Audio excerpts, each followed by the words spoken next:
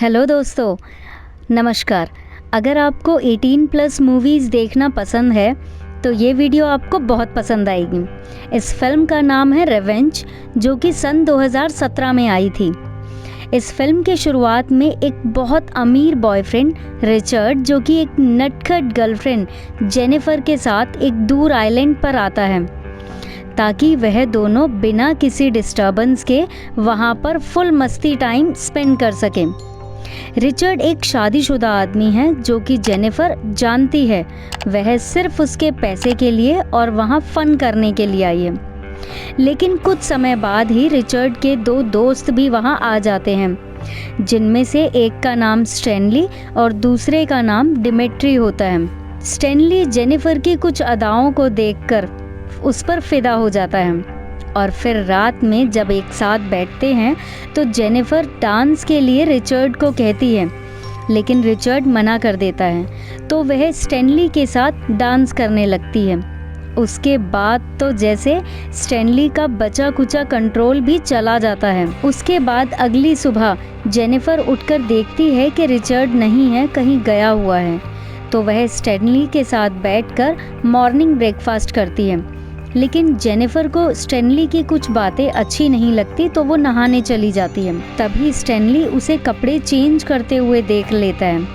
उसके बाद वह उसे अपने साथ इंटीमेट होने को कहता है, तो वह मना करके वहाँ से जाने लगती है। फिर वह ज़बरदस्ती करता है। तभी डिमेट्री आ जाता है तो स्टैनली डिमेट्री को भी वहाँ से भगा देता है। वह भी बड़ा चतुर है, जो कि जाते हुए टीवी का वॉल्यूम फुल करके चला जाता है। कुछ देर बाद रिचर्ड आता है तो स्टैनली रिचर्ड को सब बता देता है कि उसने क्या किया।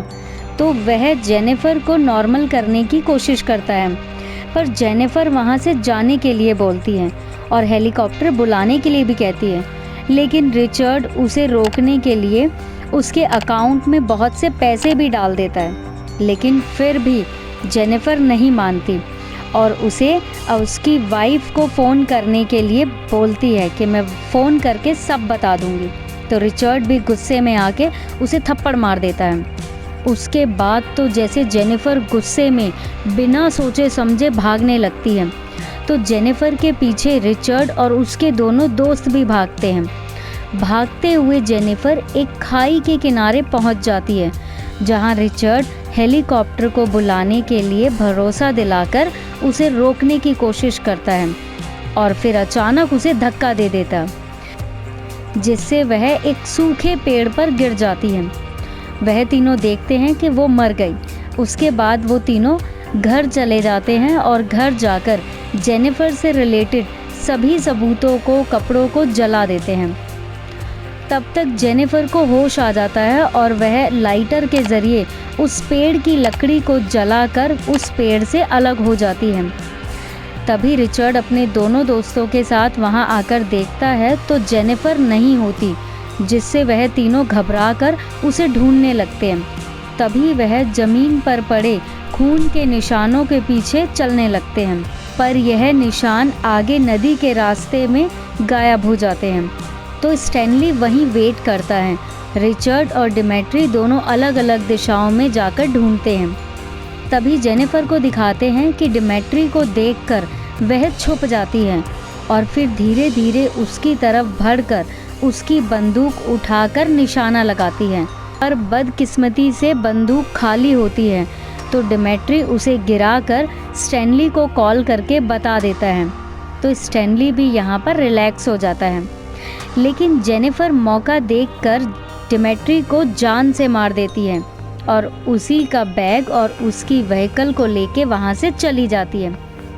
लेकिन पेट्रोल ख़त्म होने के कारण उसे वहाँ से पैदल ही जाना पड़ता है और आगे जाकर एक गुफा में पड़ी हुई लकड़ियों में आग लगा देती है और वहाँ रिलैक्स करती है।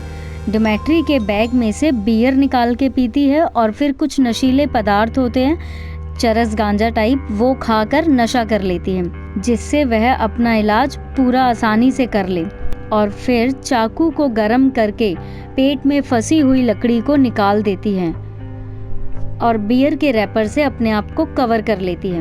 वहीं अगली सुबह स्टैनली नदी में मुंह धोने जाता है तो वह डिमेट्री की लाश को देखकर घबरा जाता है। फिर स्टैनली और रिचर्ड दोनों उसकी बॉडी को नदी में फेंक देते हैं और फिर जेनिफर को ढूंढने के लिए आगे बढ़ते हैं। और फिर जेनिफर भी पूरी तैयारी के साथ दोनों को मारने के लिए निकलती है।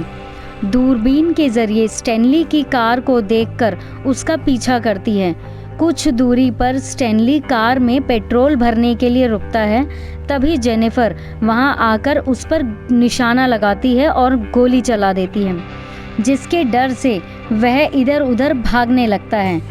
तो जेनिफर उसके खून के जरिए उसका पीछा करने लगती है, पर स्टैनली बहुत चालाक होता है।